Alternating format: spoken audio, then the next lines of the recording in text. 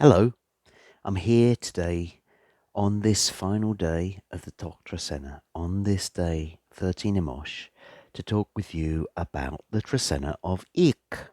So, I hope that your Trecena has been relatively kind to you.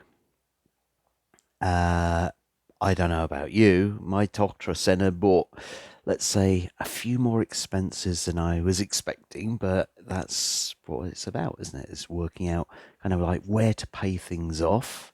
So hopefully, now that we got things paid off, now that we got the debt sorted out, now that we've sorted out all of our bills, they're all clear, and we're ready for the breath of fresh air, which is the Yggdrasil. Take a new breath. Take a deep breath. Okay. Of course, Ik can represent change as well. But for me, this is a time of cleansing. It's kind of, again, we see these Tresenas working, weaving their way through. We see the way that one comes along and then another one comes along and they work hand in hand. And so we've cleared it and now we're like ready to breathe again. We're ready to take a deep new breath and dive into something new. And so we're going to begin the Ik Trecena with the day one Ik. One Ik being the new breath, the new communication. It's a great day. If you have something new to get out there to the world, then one Ik is a great day to communicate in a new way, in a new fashion. Maybe it's a great day to start learning a new language, for example. Maybe it's a great day to begin communicating in a different way. It's a great day for changes to come. And it's a great day to be getting advice on those changes because that one, it is the potential, it is the seed, it has the possibility to bring great change, the possibility to communicate. But it's also kind of like it needs nurturing. And so one Ik is a day when you might seek advice on how and what to communicate. Now, from one Ik, we are then going to go into two Aq'ab'al. So two Aq'ab'al. Aq'ab'al, the dusk and the dawn, the twilight. Aq'ab'al is said to be, it represents conception. It's a new concept of the day. It can also be, well, they say it's this kind of like thing about romance because it's kind of like new conception. It's like bringing new relationships in. But we can also see it with the number two being duality. Now, for me, two Aq'ab'al can be rather like we've got both Aq'ab'al being rather dualistic in its nature and the number two being rather dualistic in its nature. They both represent polarities and duality. And for me, Aq'ab'al can either be, it's going from the light into the darkness or darkness into the light. It's either end of the day. And two Aq'ab'al, for me, can be really emphasizing the brightest of the bright or the darkest of the dark. And, kind of the one thing that I would love to say that I'd love to attach to Aq'ab'al is that it's the revealer. It shows us what's been hidden in the darkness. Now, when we combine that with the two is logic. It's one or zero. It's black or white. It's up or down. It's left or right. It's yin or yang. However we choose to look at it like that. And so when we see it like that, we see it very much as, okay, it's either here or it's there. And when we're seeing it with something which has been maybe hidden in the night and being brought out into day, maybe being brought to light, it can be quite a day of contrasts because it's really kind of like talking about it's this way or that way. There is no in between ground. And so it could be a great day. We can see that the number two can represent lovers and relationships. The number two can represent self-sacrifice. It might represent a bit of self-sacrifice to bring your new project, to bring your new concept into the world. Bit of self-sacrifice on behalf of your relationship, perhaps as well. But we can also see this very kind of like this great possibility of a very dualistic day where things are very much kind of, there's not very much middle ground going on. Now, in the Aq'ab'al, which is all about communication, this might be a great day to get your point across in a firm way, but you might also want to be a bit sort of careful about how, let's say, blunt you are with it. Maybe this is a day not to make snap decisions about things because, okay, sometimes we might say that seeing things, seeing things in black and white can either be something which is, it stops us from seeing what's in the middle of it, but it can also be very discerning as well. It can, bring out some stark truths. From 2 Aq'ab'al, we're then going into 3 Kat. So Kat, the Nawal of the net. Kat, the Nawal which represents everything that we gather, everything that we bring together. And here we see it with the number 3, representing the inner world, what's going on inside of us. So, we're looking at this time of the fresh breath, this time of the clean sweep. They say that Ik days, and thus the Ik Trecena, it's a great day for cleaning your altars and kind of thing like that. Kat, of course, shows us what we want to hold in our bag and what we want to let go of, what we're attached to and what we're ready to let go of. Now, maybe, sometimes, let's say that you've got something, you're wearing something, you've got something restrictive around your chest and you can't quite take that breath. You can't breathe in as fully as you'd like to. Maybe your belt's a bit tight or something like that, right? And you loosen off your belt and you're like, now I can exhale or whatever. Well, we could see that with Kat as well, and especially with 3 Kat, because the 3 is looking about what's going on, whether it's in your home or whether it's in your heart, what you're having within you that may have become a burden that stops you from breathing freely. Because, sometimes it's like when we get anxious about something or when something is kind of like a weight on us, we can't breathe as freely as we'd like to. So 3 Kat is a great day to be looking within to see what we no longer need to carry, what we no longer need to be attached to, so that we can let it go. And of course, when we can let it go, that frees up room for other things to come in, for other things to be gathered. And so it's a great day to look around your home, to look around your heart and see what it's time to let go of so that you can breathe again. From 3 Kat, we will then move into 4 Kan. So Kan, the Nawal of power and wisdom. Kan, the Nawal of the serpent. Kan, the one who represents our teachers in the world as well. And here we see it with the number 4. The number 4 representing the physical plane of existence. It's down to earth. It's solid. Okay? And so when we have 4 Kan, this for me is about grounding the wisdom. This is about empowering those on the physical plane by helping them to see through the illusions. And this is a great thing for 4 Kan. So it's a great day to be going and physically engaging with your teachers. It's a great day to be empowering on a physical level because, esoteric knowledge is great. It can help us to be guided. We can help us to have a more enriched life. But sometimes we also need that bit of common sense, right? Well, sometimes. I think all the time we need common sense. And I don't think there could be more of a common sense day than 4 Kan. So as you breathe that fresh air, as you take that new breath, this is the day to understand how to apply common sense to the communication that you're bringing in. This is a day to understand how to bring those words in, to inspire with your breath, and to talk sense, as it were. 4 Kan very much being that. To using your words, which inspire, that's Ik, to share wisdom, to teach on a physical level. From 4 Kan, we then go into 5 Kame. 5 Kame we see as representing death, as representing transformation, as representing our connection with the ancestors. And we see Kame as representing the transformative process that we go through. And here we see it with the number 5, which represents work. It represents having to put our energy into it. So 5 Kame is really saying, right, okay, if this is this new breath, this new communication, of course, anything new coming along, we're going to have to face some fears. But here, the 5 Kame is saying, right, okay, just put your energy into it. That's what's going to help you to overcome it.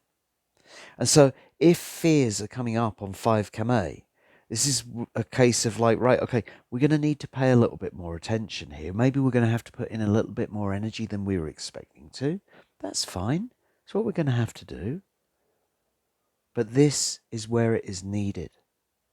This is where we're going to have to, find that, how to put it, like the extra push within us to say, like big gulp, here comes my fear.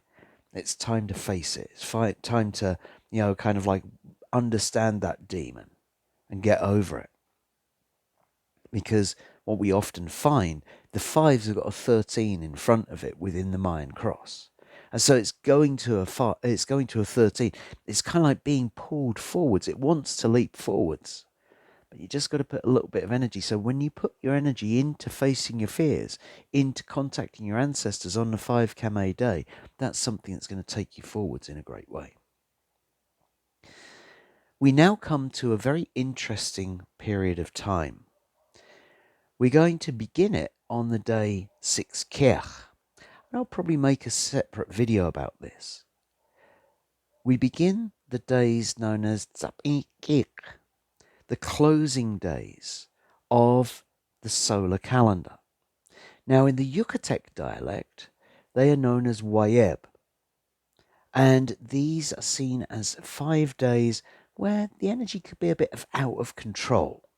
It might be a little bit, funky for want of better words. And now, I often look at it as a time when we maybe need to drop anchor for a while. We need to not move around so much, because when the energy is out of sorts, you imagine we're sailing on a ship. It's time to drop anchor. It's time to just sit, do nothing for a little while. It's a time of reflection and introspection. It's a time of cleansing, very fitting during the Trecena. And so we're going to begin that 5-day period on the day 6 Kech. 6 Kech. Well, you might remember, if you've been following me for a little while, that 6 Kech was the carrier of the year bearer of 2018. It was the last time that we saw a Kech year. Currently, we are in the year 10 Kech. That began on 19th of February of 2022. 6 Kech is like the ghost of the last captain coming along. Now, when the 6 Kech year came in, I said, right, okay, Kech wants us to be strong, 6 wants us to be stable. Kech is about getting in touch with nature. Kech is about finding your place in the wilderness, drawing your strength from it. And here we see the 6. It's here to stabilize.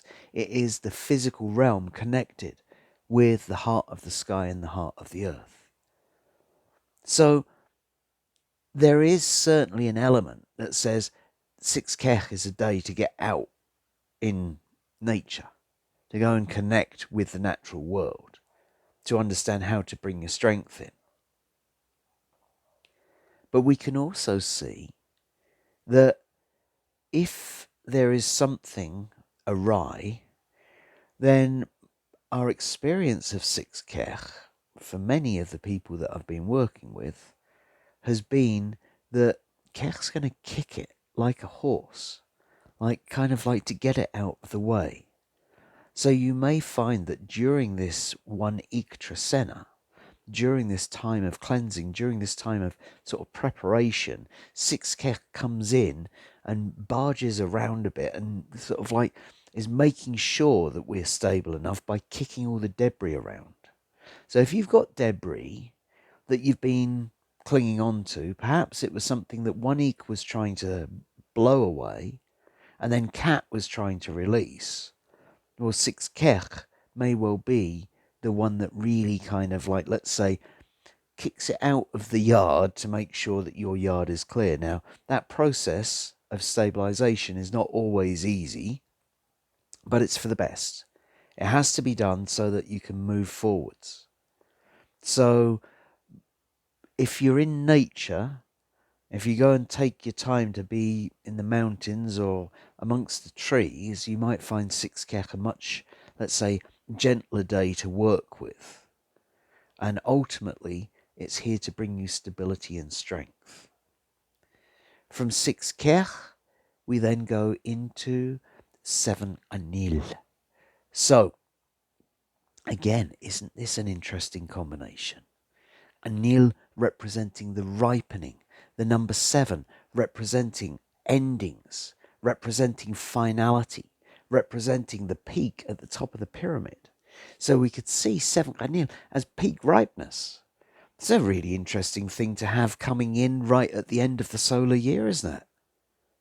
That's what we're getting to. And what a wonderful day this is. This is a day, I was saying like the Wayeb could be a great day. This is a time for closing stuff up. It's like, right, okay, writing the final 5 days of your diary. Sometimes I think of it as those days, you might experience them if, in where you live, like the days between Christmas and Gregorian New Year. Those few days when you're not quite sure what day it is and nobody, people don't go to work or whatever it might be. Well, they're also days when you reflect on what's happened for you in the year and what you want to bring in the next year and how you dealt with it. I'll do a whole separate video about those 5 days, I think. But the 7th Anil, for me, this is like finishing off our projects. Anil, coming to ripeness, receiving like the fruits of our labor, and 7 being ending. Right, it's done. We brought it to its ripeness.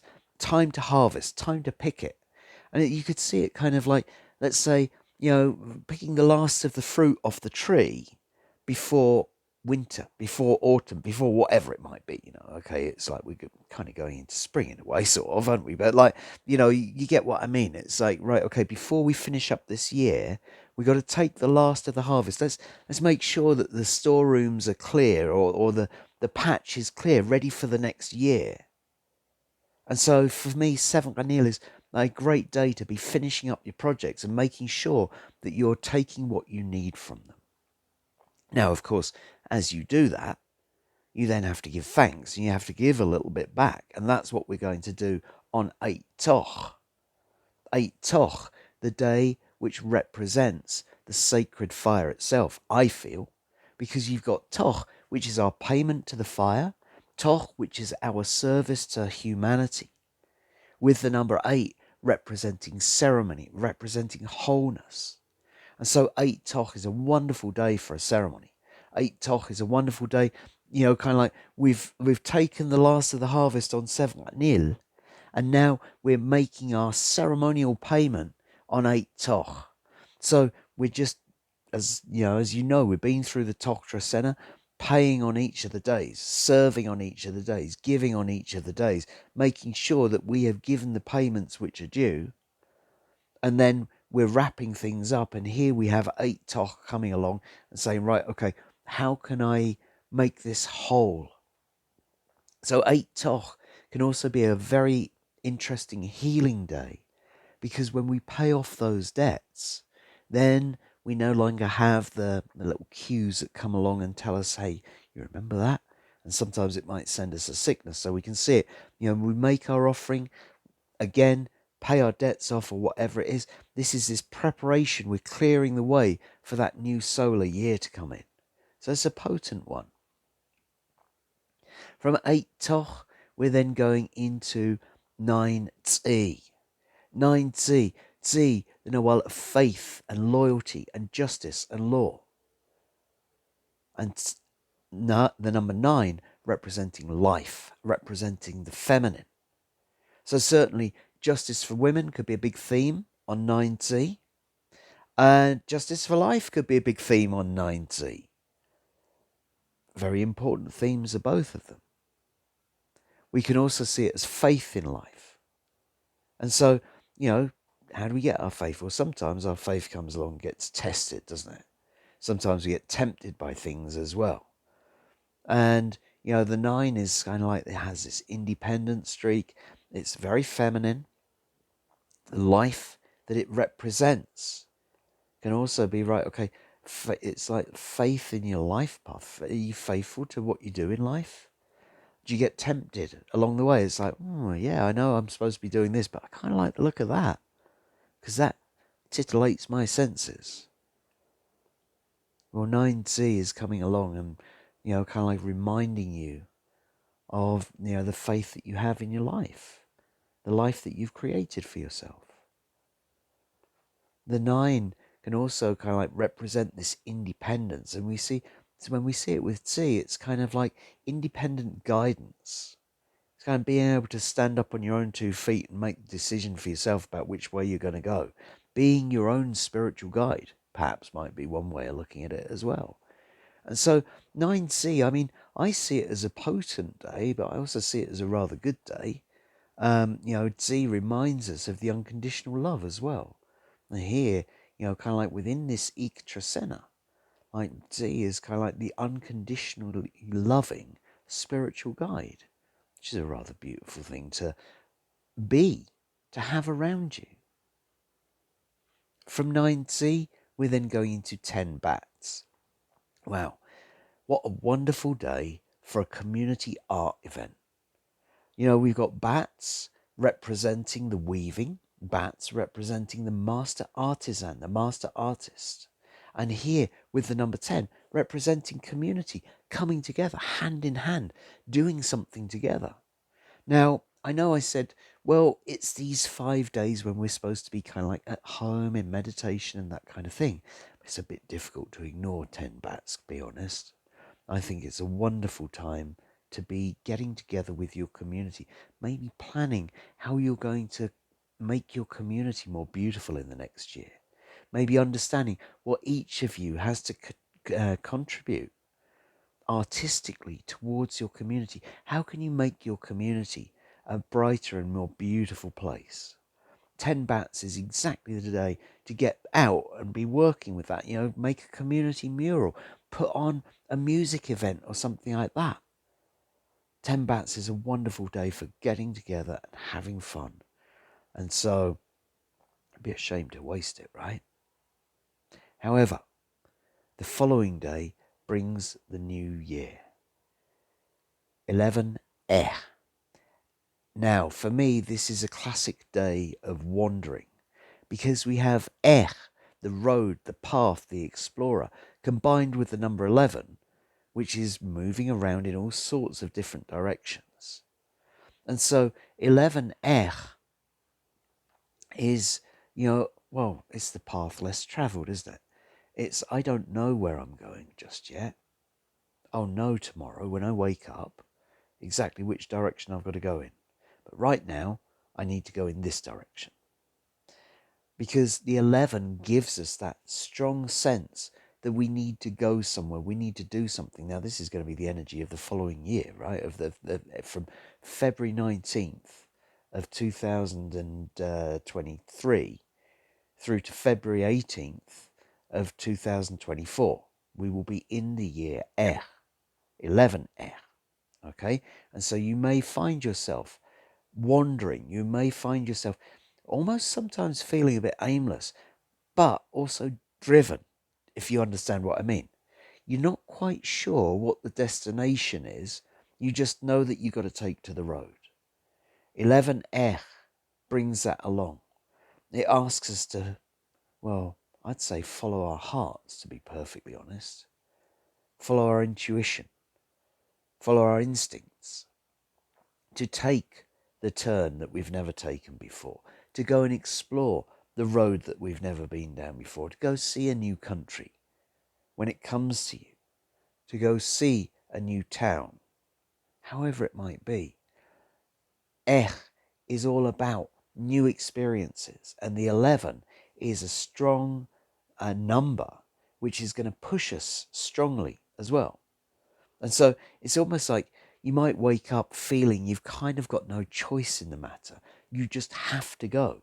Just have to go somewhere. You just have to explore somewhere. Who knows where it's going to end? Who knows where it's going to be? Who knows even why you're going there? Because quite frankly, the 11 is not going to bring you that information at the beginning of the day. It's something that maybe days, maybe weeks, maybe months later, you'll piece together, oh, that's why I made that journey. I needed that piece of information. That's how I'm going to put it together.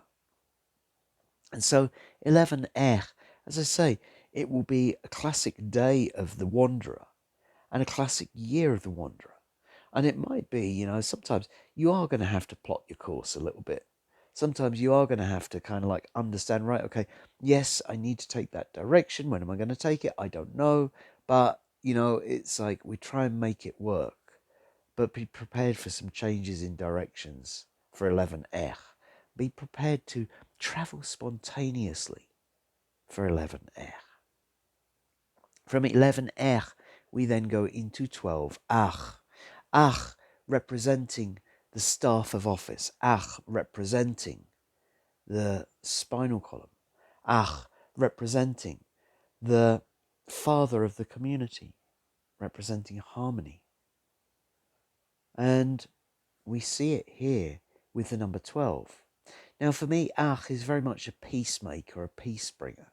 Ach is making sure that everything is running okay, everything is supported within the house and home. And when we see it with the number 12, we see a number which is bringing together all of life's experiences. And so when we see that, this is, well, what could we say? It's bringing together life's experiences to bring harmony to your home and community. I mean, that's a very short, straightforward, and, well, I think fairly spot on way of saying it.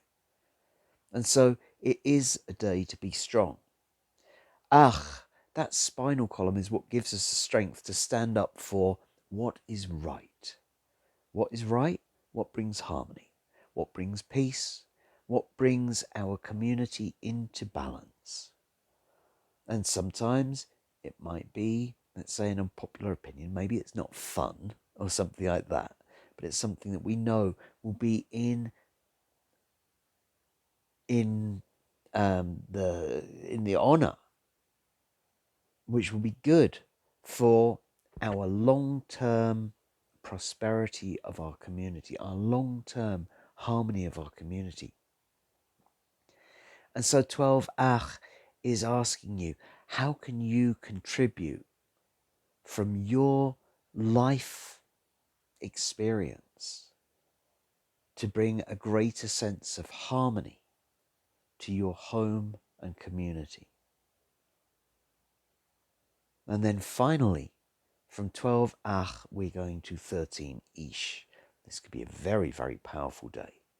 If you have a local altar, if you have a local sacred site, then I think 13 Ish would be a wonderful day to go visit. Ish representing our connection with the feminine, representing our connection with Mother Earth, representing our connection with the sacred sites, with the altars and the shrines. And here we see it paired with the number 13, representing the spirit world, representing ancestors. So as a day of visiting ancestral shrines, it's like, well, I can't say you're guaranteed to get a message if you go there, but we could see it as being a very, very powerful day to be around sacred sites. Now, of course, it's always good to take an offering when you're at a sacred site, a little tobacco, a little copal, something like that. It might not necessarily be a day to make ceremony because it's a very, very powerful day, and certainly a day to be very aware of what you're bringing in, because Ish can be a master manifester. And when you combine it with the number 13, it's like, well, spirit is listening. You've got the hotline on. And so, be very aware of what you are speaking, what you are bringing in. To end the Trecena on the 13 Ish is being very, very aware of what you're manifesting into the world. But also, if you have the opportunity, that Ik energy that blows through, the new wind, And here on the Ish day, that representing the altars and shrines, this is a great day to be cleaning up the ancestral altars as well. And so 13-ish, as I say, a very, very powerful day to commune with spirit, to commune with the ancestors through the sacred site. So, as I say, take your little offering there, but maybe you don't necessarily need to make a big ceremony, because just being around the sacred site is what's going to bring out your connection to Mother Earth and your connection to the ancestors. So, a powerful Trecena for sure. Finishing a year, moving into a new one, new breath, new life. So I hope you found this interesting. And as I say, I think I'll do a separate video about the preparation, the 5-day period, about the new year coming in. And I look forward to seeing you in 13 days' time for the Trecena of Tz'i. Thank you.